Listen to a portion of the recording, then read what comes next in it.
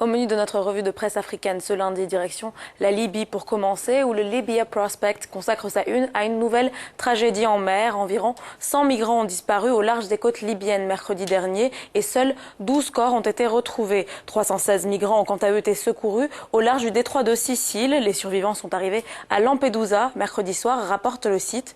Le Libya Prospect qui se penche sur un rapport publié par la chaîne italienne Rai News, un rapport qui explique que la police italienne est pointée du doigt par Amnesty International. L'organisation de défense des droits humains accuse les forces de police italiennes d'avoir recours à des pratiques qui se rapprochent de la torture pour obtenir les empreintes digitales de ces migrants. Amnesty accuse en partie l'Union européenne pour cet état de fait.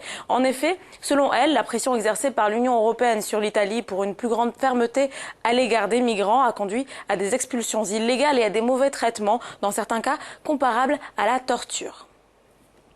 Nous allons à présent regarder le Daily Monitor en Ouganda. Les services de renseignement britanniques s'inquiètent de plus en plus de l'augmentation des cas de vol de voitures sur le sol britannique, à en croire le journal. Au cœur de leur enquête, 4 suspects ougandais, des individus soupçonnés d'être en lien avec un Kenyan, un homme qui est un pivot du trafic de voitures de luxe. Il s'agit de Stephen Ruto. Stephen Ruto qui a été emprisonné l'an dernier pour avoir été justement le leader d'une opération de vol de véhicules britanniques. Un trafic qui faisait partir de ces voitures en France avant d'être expédiées et vendues au Moyen-Orient et en Afrique de l'Ouest, dont les marchés prisés sont l'Ouganda et le Nigeria. Eh bien, les 4 suspects, selon le ministère de l'Intérieur britannique et Interpol, sont accusés d'avoir participé au vol et au trafic de plus de 570 voitures de luxe entre 2009 et 2015.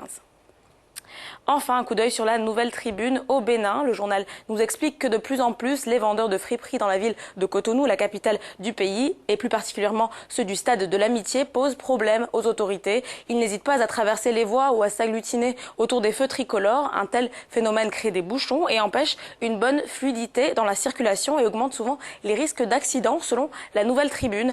Face à cela, une brigade spéciale a enclenché une opération de déguerpissement qui est malheureusement inefficace, car de toute évidence, ces vendeurs de friperies ne sont pas prêts à déguerpir des lieux, explique le journal. Le quotidien qui rapporte que ces derniers n'ont pas caché leur malaise quant à la décision de leur déguerpissement et l'opération de chasse enclenchée par la brigade du stade contre eux.